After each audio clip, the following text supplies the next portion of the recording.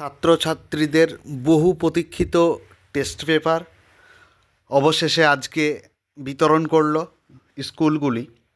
তা তোমাদের পশ্চিমবঙ্গ মাদ্রাসা শিক্ষা পর্ষদ থেকে এই টেস্ট পেপারটি প্রতিবারের ন্যায় প্রতিবারই দিয়ে থাকে, সেই প্রতিবারের ন্যায় এবছরও দিয়ে দিল। আজকে সবার হাতে হাতে নিশ্চয়ই তোমরা টেস্ট পেপারগুলো সব পেয়ে গেছো শিক্ষার্থীরা। আর তোমরা উত্তর নিয়ে একটু বিভ্রান্তে পড়ে যাবে, এই টেস্ট পেপারগুলোর উত্তর হয়তো করা নেই। তাই আমরা কি করছি, টেস্ট পেপারের উত্তরগুলো সব করে দেব, প্রতিটা সাবজেক্টে ধরে ধরে করে দেওয়া হবে। তোমরা শুধু ধৈর্য ধরবে, ঠিক আছে? একের পর এক সাবজেক্টগুলো আমরা আস্তে আস্তে নিয়ে আসবো, আরবি থেকে শুরু করে ইসলাম পরিচয় থেকে শুরু করে। তোমরা একটু শোনো যেটা বলছি, ঠিক আছে, ভালো করে 2-1 মিনিট। আরবি থেকে শুরু করে ইসলামের ইতিহাস থেকে শুরু করে ছোট প্রশ্ন, 2 নাম্বারের প্রশ্ন, 3 নাম্বারের প্রশ্ন এবং বড় প্রশ্ন যা থাকবে সব এই ভিডিওর মাধ্যমে কভার করা হবে। এই ভিডিও বলতে আস্তে আস্তে পরবর্তী যে ভিডিওগুলো আনবো। তাই তোমরা অবশ্যই চ্যানেলে যারা নতুন, চ্যানেলটিকে সাবস্ক্রাইব করবে, বেল আইকনটি টিপে দেবে, যাতে তোমরা ভিডিও পাওয়ার সাথে সাথে আপলোড হওয়ার সাথে সাথে তোমাদের কাছে নোটিফিকেশন চলে যায়। আর বন্ধুদের সাথে বেশি বেশি শেয়ার করো, এটাই বলার। আজকে আমি প্রথমেই একটা ইতিহাস সেট নিয়ে আসছি, আস্তে আস্তে সমস্ত সেট নিয়ে আসব এবং সেগুলির নির্ভুল উত্তর দেওয়ার চেষ্টা করব, ঠিক আছে? চলো আজকে আমরা ইতিহাসটা দেখে নিই।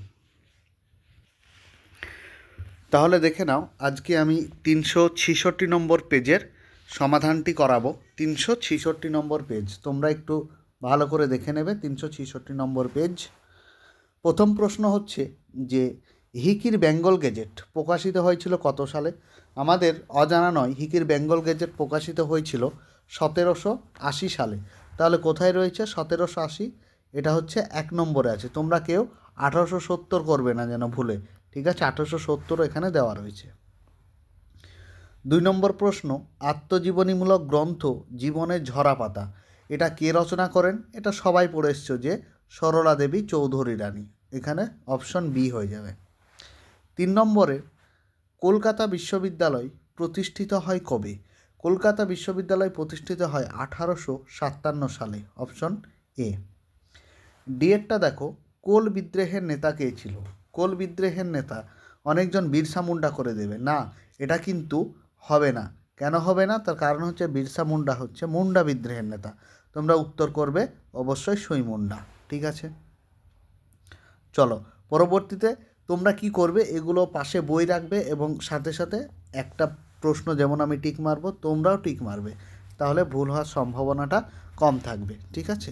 চলো 4 নম্বর যাই। 4 নম্বর বলতে 5 নম্বর, ভারত সভা প্রতিষ্ঠিত হয়েছিল কত সালে? সেটা হয়েছিল 1876 সালে। অপশন 3 নম্বরেরটা। তারপরে চলো, আনন্দমাঠ রচনা কে করেন? আনন্দমাঠ রচনা করেন বঙ্কিমচন্দ্র চট্টোপাধ্যায়।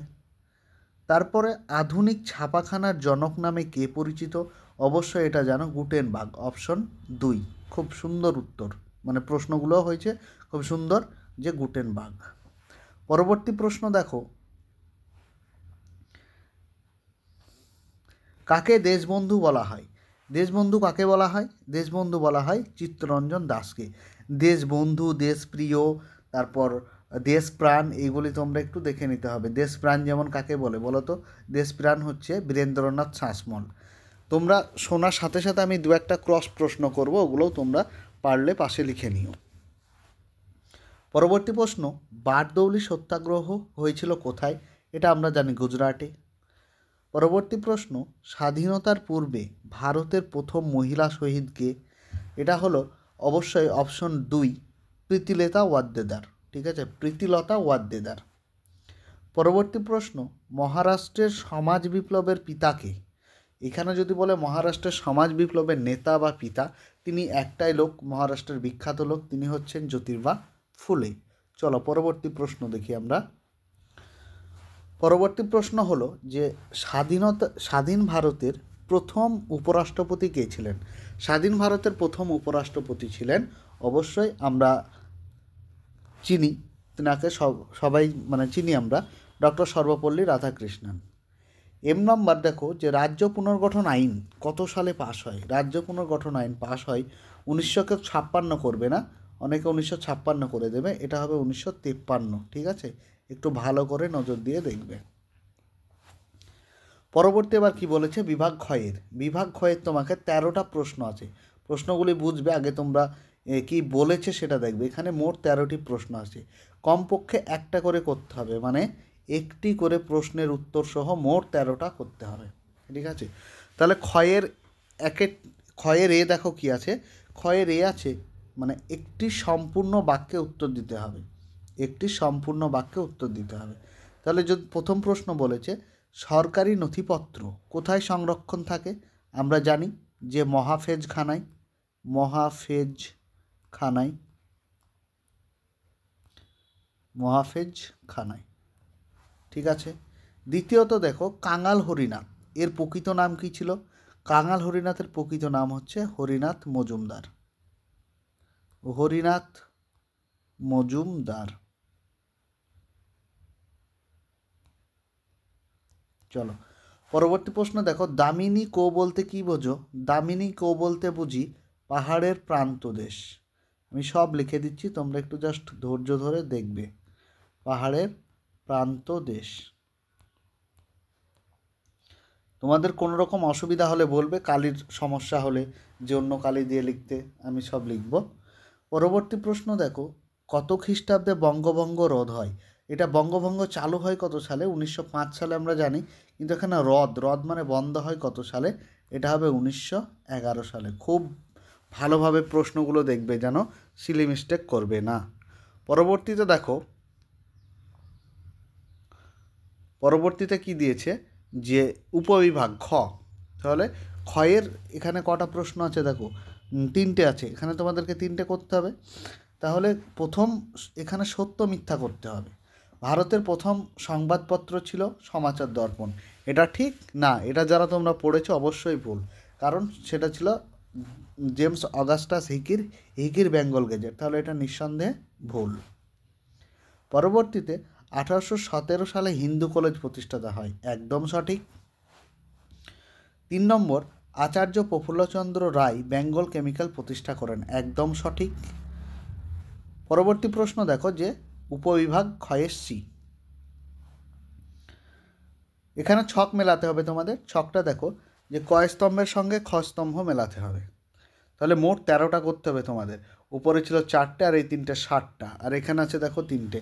তাহলে কে? দীনবন্ধুকে। দীনবন্ধু জানো যে নীল দর্পণ এইটা করে পেপারটা। তারপর কি, সরি বইটা। তারপর রঞ্জিত গুহ কি করে? নিম্ন বর্গের ইতিহাস চর্চা করে। ঠিক আছে, তারপর ডক্টর কে হেমলতা, ইনি ছিলেন AITUC অর্থাৎ অল ইন্ডিয়া, যেটা কিষাণ সভা বলা হয়। ঠিক আছে, তাহলে এখানে একটা এক্সট্রা দিয়েছে, এক্সট্রা দেখে আমাদের কোনো লাভ নেই। চলো পরবর্তীতে বিভাগ ডি, এটা মানচিত্র, অর্থাৎ তোমরা প্রশ্ন যদি না করো তাহলে মানে মানচিত্র না করলেও হয়, এখানে প্রশ্ন থাকে তার পরিবর্তে। ঠিক আছে, যে ক্ষয়ের দেখো এখানে বিবৃতি বা ব্যাখ্যা রয়েছে, খুব একটা ইম্পর্টেন্ট প্রশ্ন। আগে তুমি প্রশ্নটা পড়বে এবং প্রশ্নের সাপেক্ষে কি কি বলেছে তোমাকে একটু দেখতে হবে। ঠিক আছে, প্রথম বিবৃতি হচ্ছে David Hare school book society প্রতিষ্ঠা করেন। এরপর ব্যাখ্যা, তিনি পুস্তক ব্যবসায়ী ছিলেন। ডেভিড হেয়ার বিদ্যালয়গুলিতে পাঠ্যপুস্তকের চাহিদা মেটাতে চেয়েছিলেন।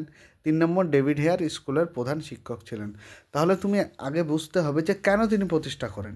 তিনি সেখানে প্রচুর কি করেন, বই পাঠ্যপুস্তক ছাপানোর জন্য ছিলেন এবং সেগুলিকে বিতরণ করানোর জন্য। এক কথায় পাঠ্যপুস্তকের চাহিদা মেটাতে তিনি স্কুল বুক সোসাইটির প্রতিষ্ঠা করেছিলেন। ঠিক আছে, পরবর্তীতে চলো, ভিডিওটি কেমন লাগছে অবশ্যই তোমরা জানিও, কমেন্ট বক্সে অবশ্যই কমেন্ট করো এবং কোন কোন টপিক লাগবে বলবে, যদিও আমরা অবশ্যই সারি সারি করে নিয়ে আসবো। তাহলে এরপর বিয়েরটা দেখো যে ওয়াহাবি আন্দোলন ছিল একটা গুরুত্বপূর্ণ আন্দোলন। তাহলে এর ব্যাখ্যাটা শুধু ইসলাম সংস্কার আন্দোলন নয়, শুধু সাম্রাজ্য বিরোধী আন্দোলন নয়, এটার অপশনটা হয়ে যাবে 3এরটা, অর্থাৎ এখানে 3 নম্বরের। যদিও প্রাথমিকভাবে শুরু হয়েছিল ইসলামী ধর্মীয় সংস্কার আন্দোলন হিসাবে, কিন্তু ক্রমান্বয়ে বা ধীরে ধীরে তার রূপ নেয় সাম্রাজ্যবাদ বিরোধী আন্দোলন হিসাবে। দেখেছো, অর্থাৎ এখানে 3 নম্বরেরটা পারফেক্ট হবে। সিয়েরটা দেখো যে বিবৃতি, নেহেরু লিয়াকত চুক্তি কেন স্বাক্ষরিত হয়েছিল তার কারণ হচ্ছে এখানে আমাদের যে মেন ভারতের সংখ্যালঘুদের স্বার্থ সুরক্ষিত করার জন্য। ঠিক আছে, তাহলে এখানে 2 নম্বরেরটা উত্তর হয়ে যাবে। এরপর দেখো, আমি 2 নম্বরের প্রশ্নগুলো অবশ্যই আনবো, আগে এমসিকিউগুলো সেরে নিই, তারপরে 2 নম্বরের প্রশ্ন যেভাবে স্কুল বোর্ডের টেস্ট পেপারে আনছিলাম তোমাদেরও সেইভাবে আস্তে আস্তে নিয়ে আসবো। তোমরা একটু জাস্ট ধৈর্য ধরে দেখো ভিডিওগুলো, এবং অবশ্যই শেয়ার এবং সাবস্ক্রাইব তো করবে, যাতে আমাদের ভিডিও বানাতে উৎসাহ হয় আর কি। ঠিক আছে, আজকের ভিডিওটি এই পর্যন্তই, আবার আসছি পরের ভিডিওতে। ধন্যবাদ।